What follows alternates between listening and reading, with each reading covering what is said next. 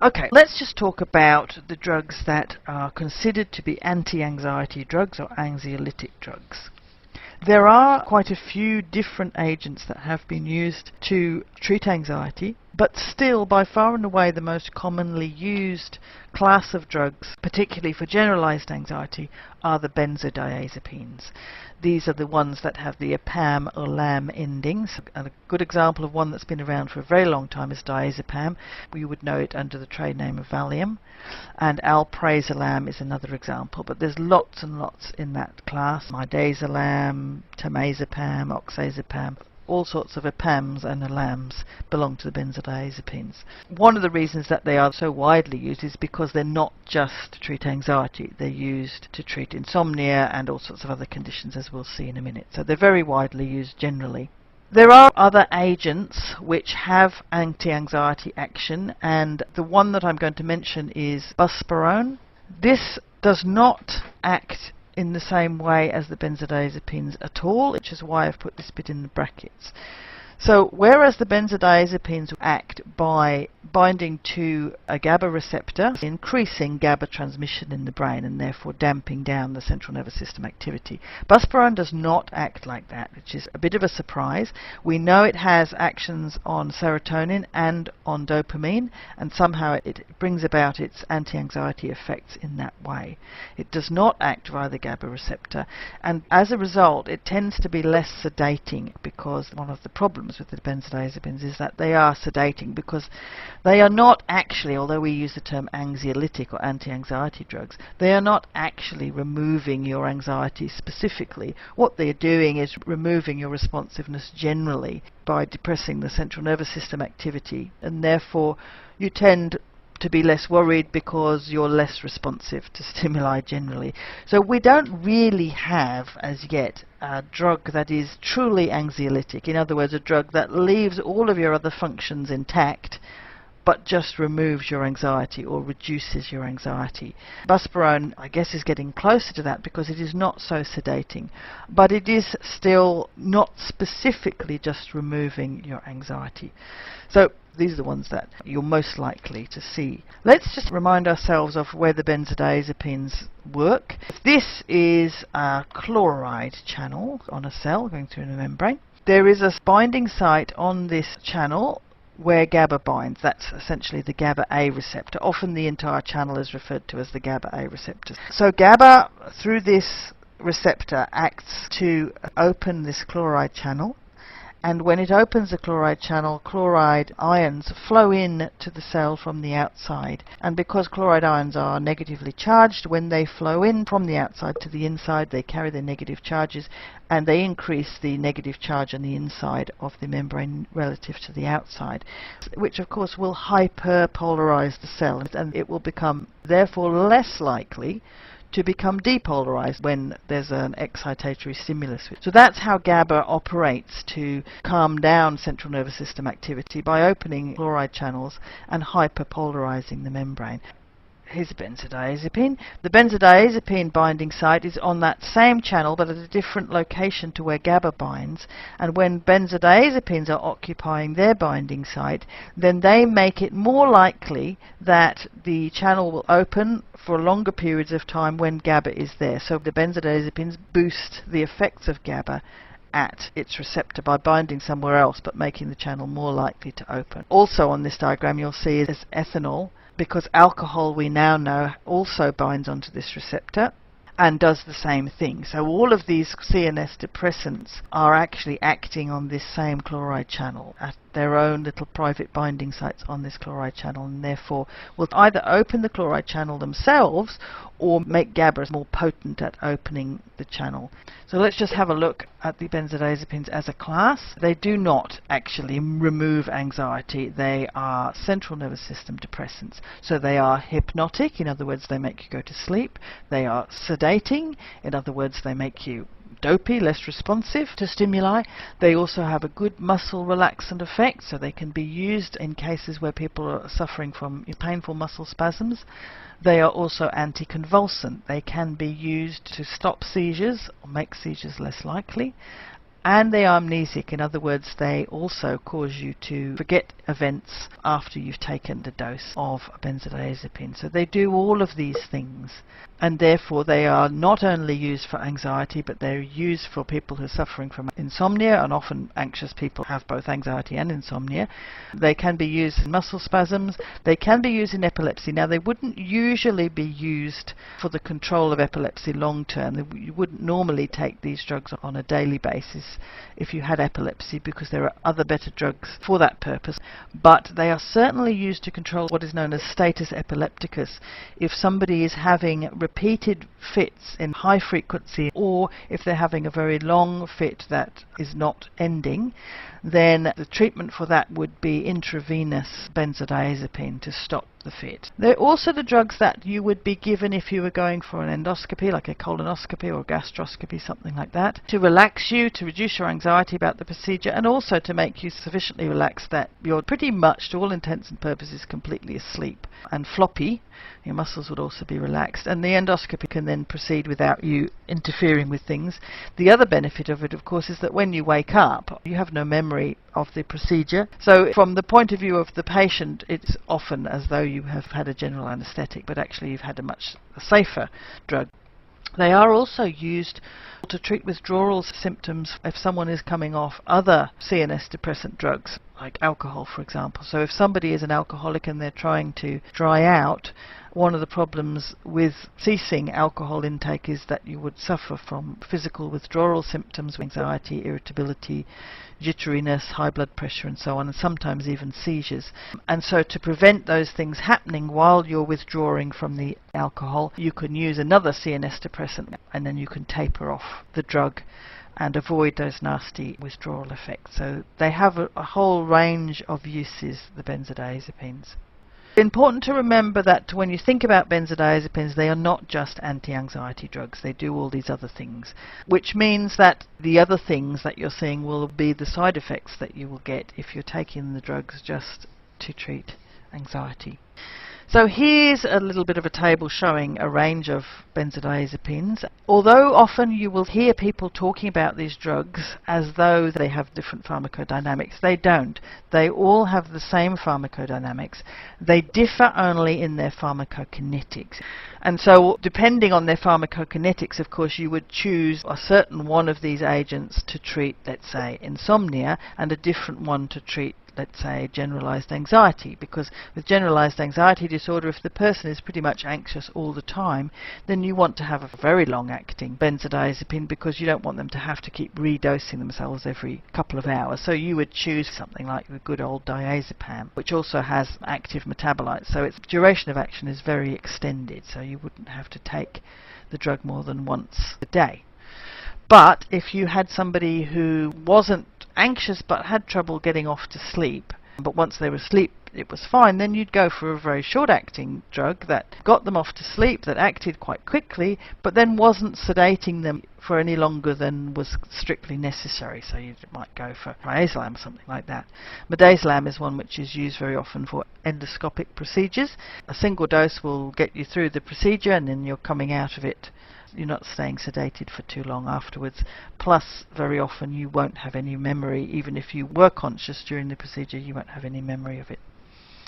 So it all depends on the pharmacokinetics, and I'm not expecting you to learn all these names and their half-lives. I just need you to appreciate that depending on their pharmacokinetics, you will choose a different drug for a different indication. The side effects, well, again, because they all act by the same mechanism, they tend to have the same side effects, with just a difference in terms of how likely you are to see the side effects depending on the dose. So, of course, central nervous system depression, that is how they act, and that is something you have to be careful about. So if you're taking the drugs, say, for a generalized anxiety, they will have a sedating effect. A lot of people complain that they can't think straight when they're taking the benzodiazepines. Thinking gets fuzzy, they can't think clearly. There's no way of getting around that sedating effect if you want the anti-anxiety actions of the drugs. Because they depress central nervous system activity, combining them with any other CNS depressant makes for a very dangerous combination. Although alone the benzodiazepines are really quite safe drugs, it'd be very difficult to overdose and kill yourself with a benzodiazepine alone, in contrast to something like a class of drugs like the barbiturates, which are a very old class of drugs which used to be used for anxiety. They were very easy to fatally overdose on, and on their own they could cause enough CNS depression to stop you breathing. Benzodiazepines are not like that, but they become dangerous if they're used in combination with other CNS depressants. And of course, one readily available CNS depressant is alcohol. So very dangerous if they're combined, but relatively safe if they're not. However, they do make you drowsy. Ataxia, that is difficulty walking, difficulty with your gait. This becomes a problem particularly in older people who are being treated with benzodiazepines for one reason or another, because there's a number of studies that have shown that older people are much more likely to fall over and potentially do themselves a fair bit of damage, break bones and things, if they're being treated with benzodiazepines, because presumably the normal reflexes that would help to correct and right them when they're tottering about are slowed down by the benzodiazepines, so they're more at risk of falling. Of course, these are dose-dependent effects, and if you were taking a benzodiazepine for anxiety, for example, there's no reason to think that you suddenly wouldn't be able to walk around, you'd be falling over all the time. But it is something, particularly in older people, that becomes a bit of an issue. There may be a problem with general cognitive function, so memory, recall might be impacted, and that would be something that the person themselves would be aware of. The muscle relaxing effect can give you a feel that your muscles are a bit weak, and they can drop blood pressure, so you can have difficulty with hypotension. That's not always a worry, but most likely to impact if you stand up suddenly, and therefore your central blood pressure might drop momentarily. Some people can suffer what is known as paradoxical anxiety and insomnia with these drugs. So whereas in most people, 99 people out of 100, would find that the drugs were sedating and actually reduce their anxiety, in a few people you can get an increase in anxiety as a result of the drugs, and in that case there would be no point in continuing to use them. The final thing that will happen with everybody who takes these drugs every day for 2-3 weeks or more is that tolerance to their effects will develop. This means that in order to get the same therapeutic effect that you are after, you will have to gradually increase the dose, because their effectiveness decreases with continued use. Now that's something we talked about in the early sessions, that when you continue to expose your systems to a particular drug day in, day out, your system doesn't just sit there and do nothing about it. There are adaptations that occur, often at a cellular level, that are working to maintain homeostasis and which counteract the effects of the drug. And this is what is thought to happen with the continued use of benzodiazepines. So here we are, here's the chloride channels with the GABA A receptors on them. So there's your GABA binding onto the binding sites and opening the channel, and there's your benzodiazepines binding onto their binding sites and facilitating the effect of GABA at those channels. So you get this increased damping down effect, and therefore you get the sedating effects and the anti-anxiety effects, and that's all fine. Over the long term, the system detects that the GABA transmission levels have taken a step up and remained at a higher level than normal. So the system responds to that by trying to counteract that effect, trying to maintain homeostasis. And so one of the ways that it does that is take some of the receptors out over time in order to correct the signal back.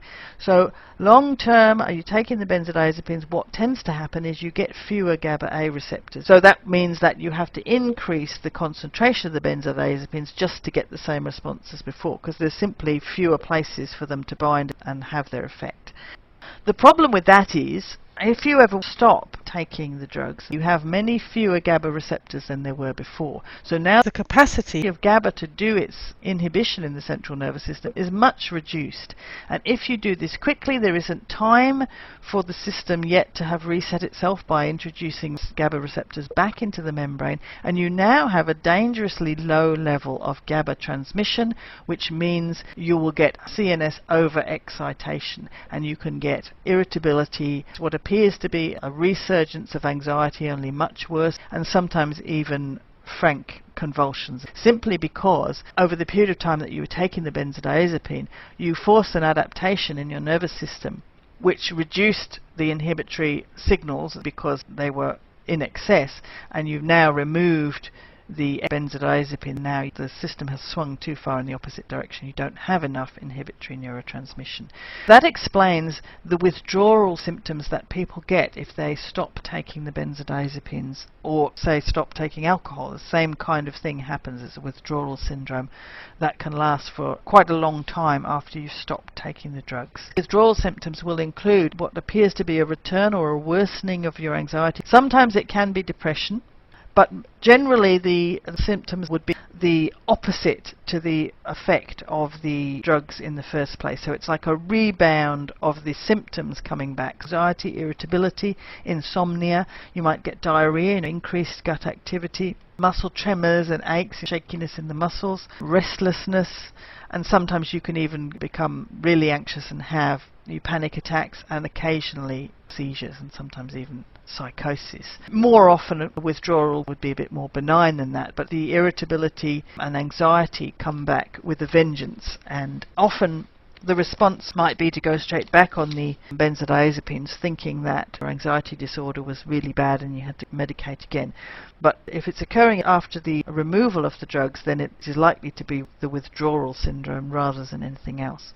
The higher the dose you're taking, the worse the withdrawal symptoms will be, and also the shorter acting the benzodiazepine is, the worse the withdrawal syndrome will be. So here's a graph here showing you the type of things that you might expect with withdrawal symptoms from benzodiazepine withdrawal. This one here is the kind of thing you'd expect if you came off a relatively short-acting benzodiazepine. So you'd get a peak of withdrawal symptoms that would start 1 to 2 days after you'd stopped taking the drugs and could go on, unfortunately, for 2 to 4 weeks. But fairly early on, like within a week of you stopping, those symptoms would have come to a peak at a quite high level of severity, and then they would gradually fall off, but could go on for at least a couple of weeks. If you were coming off much longer acting benzodiazepine, something like diazepam, it would take much longer for those withdrawal symptoms to build up and reach a peak, and they would never reach the same severity as you would get with a short-acting one, but it would take longer for you to stop suffering from those withdrawal symptoms. So you can see quite easily, if you came off a drug like diazepam, it would be more than 2 weeks, 2.5 weeks before those withdrawal symptoms peaked. And if you had been taking it for an anxiety disorder in the first place, it would be quite understandable that you would think 2 to 3 weeks later, you'd think, oh, I'm really anxious now. That must be the anxiety disorder. I really need to continue taking these drugs because I'm obviously still anxious. In fact, it would just be what you'd expect as part of the withdrawal symptoms. With the short-acting ones, withdrawal symptoms will come on sooner and they will be more severe. In fact, people who use short-acting drugs, let's say to help them sleep, and they might be using them too often, you may find that halfway through the day they're actually having withdrawal symptoms from the drug because it is a short-acting drug, and they're effectively between doses are withdrawing from the drug, and they start to get symptoms of anxiety and irritability and restlessness in between, which they interpret as they're developing an anxiety disorder. In fact, they're overusing a short-acting benzodiazepine, let's say, to help them sleep, and they are actually producing withdrawal syndrome in between doses. So you've got to be careful that you use them correctly, and if people are using them to control symptoms that are ongoing, then a longer-acting one is better. But either way, whatever you're using, they need to be withdrawn gradually to avoid these withdrawal symptoms. But it is true to say, as I said in the beginning, that anxiety and depression are now less and less being thought about as two different areas of mental illness and being thought about as maybe disorders along the same continuum. So depression and anxiety will often occur together, and they're part of a spectrum of emotional disorders, or affective disorders as we call them, which means now that the drugs that are used to treat depression are being used to treat some of the more difficult to treat anxiety disorders, and the antidepressant drugs, which we'll talk about in the next part, are actually much more successful at treating things like obsessive compulsive disorder, panic disorder, and social anxiety. And so the specific serotonin reuptake inhibitors, which we're going to talk about next, are actually now used to treat these anxiety disorders. It doesn't make much sense anymore to think about anxiety disorders as completely separate from depressive disorders, because now the drugs of choice, several of the anxiety disorders, are actually antidepressants.